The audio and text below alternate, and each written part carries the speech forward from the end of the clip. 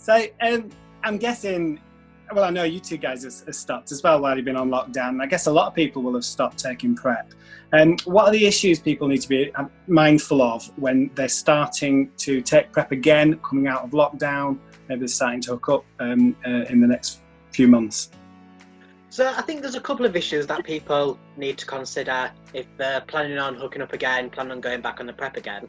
First off, get a HIV test, make sure you are still HIV negative.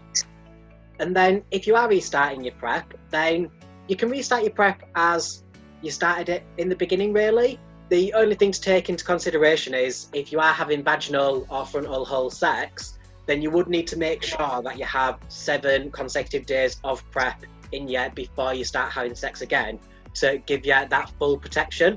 Whereas if you're a cis guy who is having anal sex, then just go back to PrEP as you was before, whether that's your regular daily dosing or whether it's going back to your event-based dosing.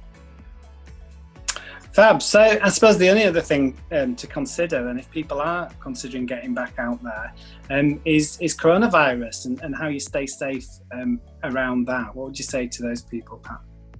Yeah, so it's an extraordinary time of risk right now for everybody, you know, and that includes people who are thinking about going out and hooking up. And definitely we know that close social contact and things like kissing and all that sort of stuff carries a big risk of coronavirus transmission. You know, we would never judge somebody for their sexual conduct, and it really runs counter to what my kind of values are. It feels uncomfortable saying to people that they might want to think about not having sex, but definitely right now, I think the advice remains, it's really risky for people out there, you know, and it's really risky for our community if people are going out and hooking up. So thank God for webcams. Yeah, so getting on that webcam. But that's super important, right? Because there are other ways that people can hook up that doesn't have to just be physically in person. Mm-hmm. And certainly some of the thoughts that I've been having and some of the things that I've seen going on online on our different services is actually this is a really good opportunity to look at pleasure and look at the ways that we have sex and start looking at other ways that we can get pleasure, because even once we're out of lockdown, we're not always going to be in a position where we can have, you know, a physical hookup. So looking at ways that we can find sexual pleasure with ourselves, or we can do it online with other people, right?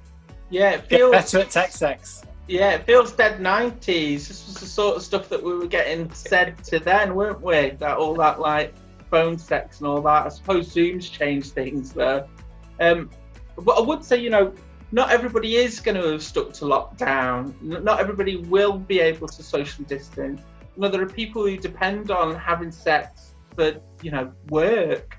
And I'd want to just reassure those people, number one, that you're always welcome to talk to us. We're never going to judge you for the choices that you've made. But number two, knowledge is power. Get out and do a bit of research. There's loads of really great information right now on the PrEPster page about people who are still hooking up in time of COVID. So we'll be sure to link that with this video, I guess. Fab. Also, bear in mind, you can get one-to-one support around PrEP from any of the Yorkshire MESMAC officers. Our contact details are on our website, mesmac.co.uk. Get in touch if you've got any additional questions, if there's anything that we've not covered. Stay safe, everyone. Best wishes, and thanks for watching. Thank you, Mark. Thank you, Craig. Thank you.